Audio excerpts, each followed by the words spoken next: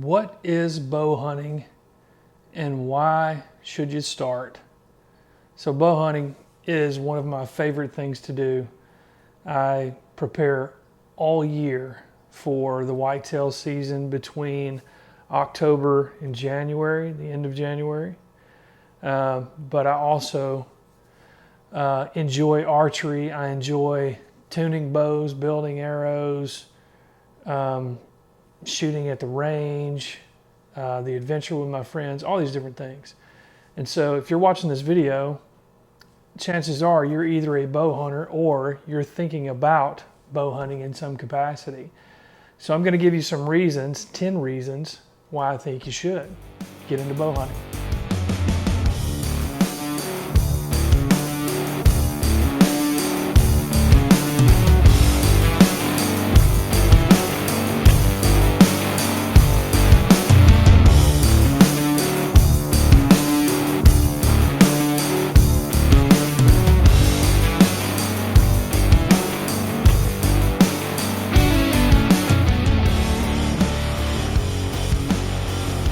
My name's John, welcome to my channel.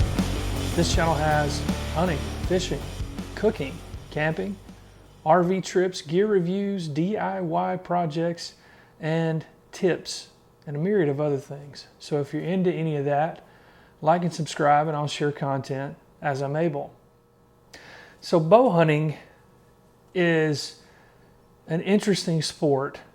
It takes a whole lot of skill and a whole lot of patience and a whole lot of preparation and a whole lot of just determination to hunt wildlife. Now, you take that to a next level of bow hunting. You have to play wind. You have to know how the animal is going to move. You have to know when you're going to be able to move to draw the bow back. So it is extremely challenging.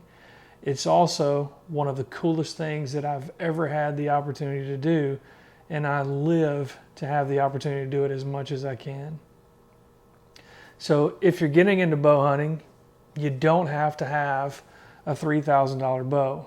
You can start out like I did with a box store bow and get started, get something that's good for you, that matches your draw length and get set to your body type and set to what you shoot and how you shoot. The key is to practice and to make sure that you're accurate. Reason number 10, there's two sports and they're combined. Twofer. You have hunting and you have archery. Put them together, you have bow hunting. So you have the joy of hunting and you have the joy of archery. So chances are if you get into bow hunting and you pick it up, you're going to get into archery because it's going to take some practice for you to get good enough to be able to have the confidence to shoot at an animal, and you're going to have to get really good to have the skill and the aim and the precision to make sure you have arrow placement where it needs to be. So this is going to lead to you purchasing the equipment, purchasing, the gear to set your bow up and then to practice repetitively. If you're like me, that's going to turn into you getting into an archery club, going to an archery range, going to target shoots, making new friends, building arrows and all these cool things. I'm telling you, you're going to enjoy it. So reason number 10, two sports combined. Reason number 9, you're going to learn a new skill. And when I say learn a new skill, it takes skill to be an archer. You can't just pick up a bow and go out in the woods and climb up in a tree and fling an arrow 60 yards at something and expect to be successful. You can try it, but you're probably going to fling an arrow 60 yards and sail over the back of something and look like a dummy in front of all the wildlife in the woods. You're probably going to do that anyway at some point in your bow hunting career, but that's okay. That's part of it. That's what makes it fun. If you harvested an animal every time you went out, it wouldn't be as enjoyable. The challenge in preparing and all these different things, that takes skill. Archery takes skill. So as you go down the path of archery and bow hunting, you're gonna develop, patience. You're gonna develop, self-control. You're going to develop strength in your core. You're going to develop aim. You're going to develop all these different things because those are attributes of a good archer. Reason number 8, you have the possibility to become more self-sustaining. Now, when you go out and you buy your bow, you're not going to go in the woods like Daniel Boone and start living off the grid immediately. But if you pick up bow hunting, you're going to learn skills that are part of bow hunting that could and will help you if you're in some sort of situation. For instance, I was on a hunting trip a few years ago and I found this awesome place back in the farthest back part of the lease that I was on that nobody could get to. And because nobody could get to it, that means that's where the deer were. There was a small river that wound around the side and went to the corner where I could float in with a canoe and pop out and then hunt across a little channel, and have like a 30-yard shot on a deer. So I went out there, put a camera up, huge deer out there. So long story short, I get out there, I go by myself, it's 25 degrees. I've packed my gear in for, I'm gonna stay for 2 days. I'm gonna have an overnight as I float down the river. So I've got a blind, I've got a heater, I've got all my gear, all my tools for bow hunting. Needless to say, the canoe tipped over. I went into the water, came out of the water. Luckily, I grabbed the side of the canoe and was able to swim over to the side of the river without the canoe tipping over. Immediately got out, popped my clothes off, threw up my blind, my pop-up blind, put my heater in there, and got that going warm, peeled my clothes off, and then, was able to dry out. Moral of the story, had I not prepared and had I not been prepared for my bow hunting trip, chances are if I would have just gone and not taken all the precautions and had that stuff with me and I not had the presence of mind to do that when I hit the water, I could have been in a bad situation. It was a long way to my truck, and I don't even know if I could have gotten up on the riverbank and made it through the woods without getting some sort of, I won't say hypothermia, but it would have sucked for sure. It would have been a bad day. So you're going to learn some self-sustaining skills in this sport. Reason number 7, organic, delicious, green, salt of the earth protein. That's the reward that you get for bow hunting if you're good, and if you do it well, and if you plan, and if you execute, and if you master it, and you do all the things that need to happen. If you do all those right, the reward is the harvest of the animal and the protein that you get from it. It's some of the best meat for you because it's lean, it's not processed, it's not full of garbage and pumped full of steroids. It's as organic as it comes. So there are several different ways that as you start, developing your hunting skills, you can take your meat to a processor and they'll do a fine job of turning it into whatever you want. But you can also have the opportunity to go farther down the path and process your own meat. That's when you really get the reward and the fulfillment from, going from start to finish with the whole process of bow hunting. Reason number 6, extended hunting seasons. So the way that bow seasons work is they usually start early, sometimes in like late summer and early fall. I think South Carolina starts in September, and then goes till usually mid to late winter in some places. I think Arkansas goes all the way through the end of February. So depending on how far you want to go with getting into bow hunting, you could go and do multi-state trips. I did that last year and had a blast. I went to Indiana, went to Mississippi, hunted here in Texas.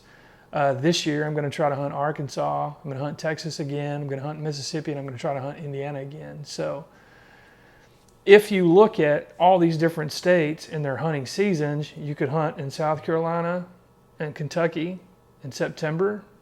And you could hunt all the states that you could probably fit into a season and then end up when one that ends in February.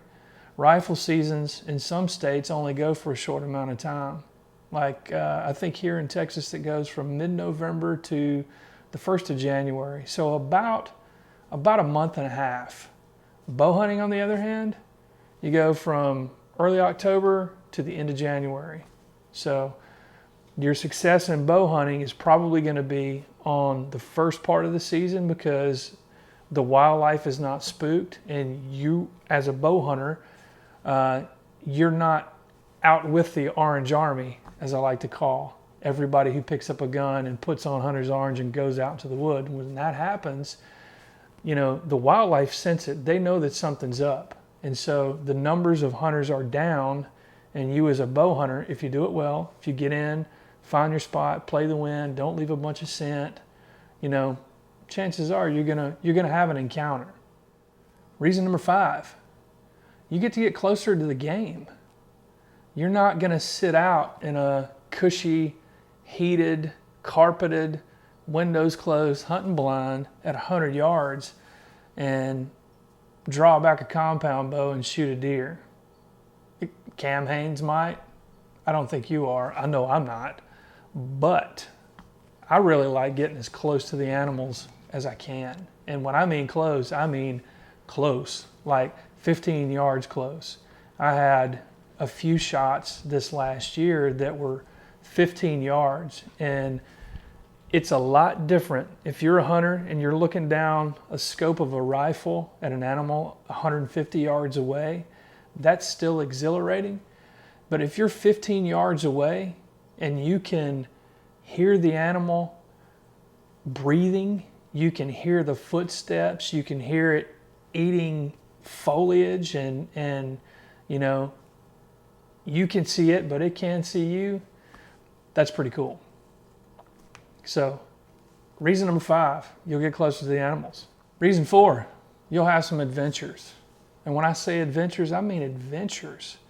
I've been so many different places bow hunting, and I've seen some really cool stuff bow hunting. I've seen bobcats, wild hogs, coons. I went to a ranch in Texas and saw a water buffalo. I killed an addax. I've seen deer fighting. I've seen deer mating. I've seen deer running. It's so much of an adventure to be in the woods and to see these things, but also too, if you have the opportunity to go and see different parts of the country and hunt public land or hunt, a lease that maybe one of your friends has in another state, there's so much adventure in that. Reason number 3, you'll build lasting friendships around bow hunting. Once you get into bow hunting, you'll come across more like-minded people, or maybe you have a friend who's going to get you into bow hunting. You'll get a chance to hang out. You'll get a chance to practice archery. You'll probably be taught some things and be mentored a bit about, hunting and bow hunting as a sport. You'll also get the chance to get around other people in archery and to be part of an archery club, or, archery meet, or a 3D target shoot, or total archery challenge, or one of these great things. And as you do that, you're exposed to more people that do this, and you'll build friendships. You'll build lasting friendships, and you'll make memories that you'll never forget. Reason number 2, you will find peace and tranquility in nature. And maybe that sounds corny, and forgive me if it does, but it is the truth. When you go out into, the remote parts of the woods or the forest, and you get set up, everything's quiet. You don't hear vehicles, you don't hear people talking, you don't hear the noise of the world and the rat race. You hear nature. You breathe fresh air, and you're there with your thoughts. And it is very peaceful and very, very stress relieving, and it is worth it. There's nothing cooler than climbing 30 feet up in a tree when it's dark, and then watching the sun come up on the forest and watching the animals come out and the forest kind of wake up and come to life. You'll find peace and tranquility in nature. And the number 1 reason, there's nothing cooler or more macho than providing yourself your own dinner with a bow and arrow. Think about it. You can go to a big box store and pick up a gun with a scope for $350 and go sit out in a shooting house 150 yards away and shoot an animal. That's great. I do that when I have the chance. But how much cooler is it when you climb up a tree and you got face paint on and you got wind blowing in your face and you know that animal's going to come here and you're going to stop him there and you're going to draw and that is some of the coolest stuff ever. So the other 9 reasons, if you want to ponder those, think about reason number 1. There's nothing more cooler, more macho than being able to kill your own dinner with a bow and arrow. That's it. That's my suggestions for the top 10 reasons why you should start bow hunting. Thanks for watching.